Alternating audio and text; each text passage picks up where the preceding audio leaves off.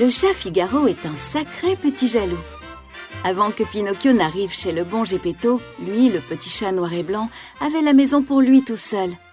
Figaro pouvait dormir sur le lit au pied de son maître.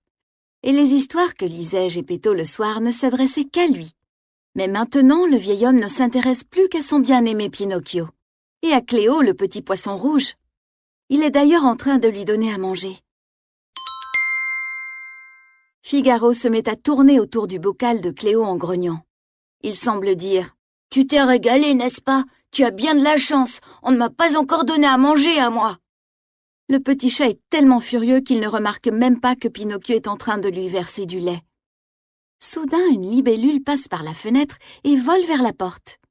Figaro la poursuit à l'extérieur. Après tout, il a besoin de se changer les idées. La libellule est partie. C'est alors que Figaro entend une voix. « Petit chat, viens me voir !» C'est une petite fille qui l'appelle. Figaro, qui adore les caresses, s'approche d'elle. La petite fille semble si gentille. Elle lui gratte le ventre, lui fait des câlins.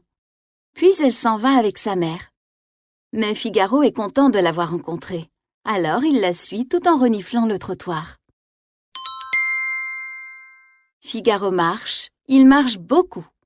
Mais lorsque la petite fille et sa mère arrivent chez elle, « Tu ne peux pas rentrer avec nous, tu sais ?»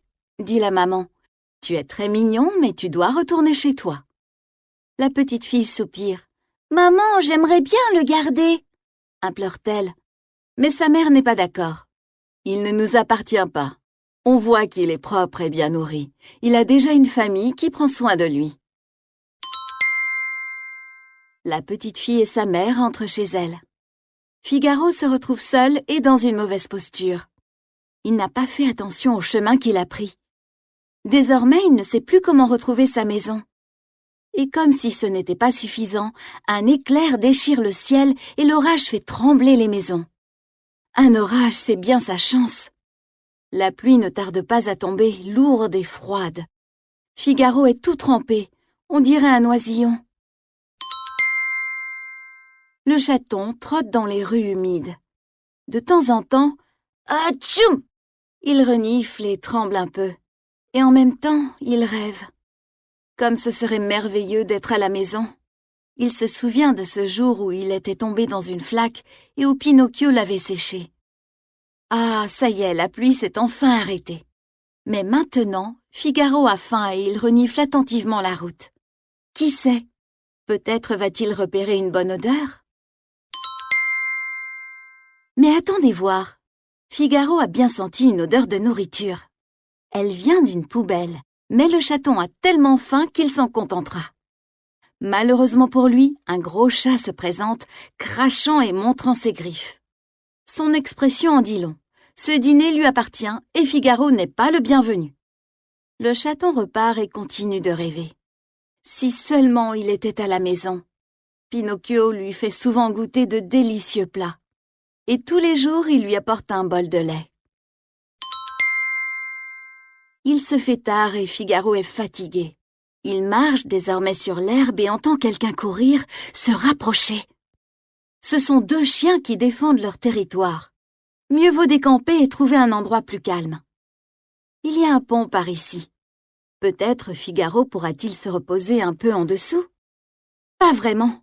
3 oies sont arrivées là avant lui et elles n'ont aucune intention de lui faire de la place. Figaro se remet à courir. Il trouve enfin un endroit où il peut se reposer tranquillement en attendant le matin.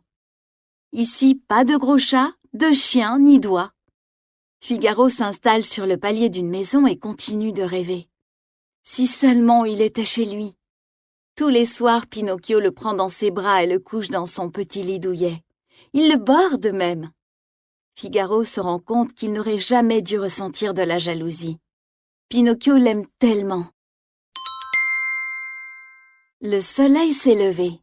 Figaro se réveille et s'étire. Il a rêvé que Pinocchio partait à sa recherche pour le ramener à la maison. Il est sorti de son sommeil, mais il entend distinctement sa voix qui l'appelle. « Figaro! Où es-tu » Quelle surprise! Ce n'est pas un rêve. Pinocchio est vraiment en train de le chercher. Miaou, répond-il. Quelques minutes après, Pinocchio court vers Geppetto en serrant son chat dans ses bras. Figaro, tu nous as tellement manqué, dit Pinocchio au chat. Promets-nous de ne plus jamais t'enfuir. Et maintenant, au lit. Je suis sûr que tu as eu très froid cette nuit. Pendant que Figaro se repose, Pinocchio lui prépare toutes sortes de bonnes choses à manger, sans oublier son délicieux bol de lait. Figaro se réveille et dévore tout, puis se nettoie les babines. Et maintenant, c'est l'heure de dormir, dit tendrement Pinocchio. Mais Figaro ne veut pas être bordé. Il se roule sur les genoux de son ami pour être au plus près de lui. Puis il ferme les yeux et profite des caresses. Une caresse, 2, puis 3. Un bisou, 2, puis 3. Comme c'est agréable. Il est bel et bien réveillé, mais il a l'impression de rêver.